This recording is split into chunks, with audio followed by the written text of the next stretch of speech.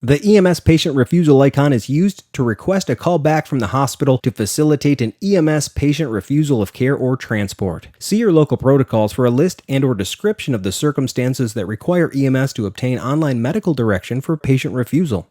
Typically, EMS will use this icon to allow the hospital to help convince a patient to be transported. Other times, it might include a situation where EMS is unsure if the patient needs to even go to the hospital and they need to consult a doctor. In reality, this icon is available for any other reason EMS deems necessary in any of these situations.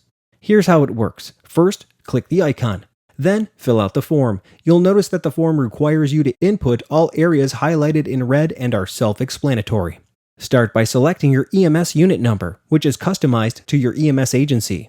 Then input your patient age and gender. The final required field requires the EMS provider to select a reason for medical control contact for an EMS patient refusal. These options include required contact per protocol, need help convincing the patient to go to the hospital, unsure if the patient needs to go to the hospital, or any other reason can be selected and then briefly described in the free text field below. Although not required, it doesn't hurt to include a primary impression to help the hospital understand the nature of the refusal request.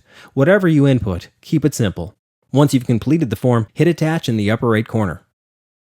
You'll then be prompted to select the destination hospital that you're requesting contact. Select the destination and hit Next. Prior to sending, review the summary. Although not required, you can add text to the body of the notification. The eBridge application also allows EMS to send audio, video, or pictures to help the physician understand the circumstances of the scene. Once you've reviewed your summary, hit Send and wait for a call from the hospital via the eBridge application. The hospital will receive and review the notification form and any notes or attachments. Then the ED will contact the EMS crew via eBridge and take report from EMS.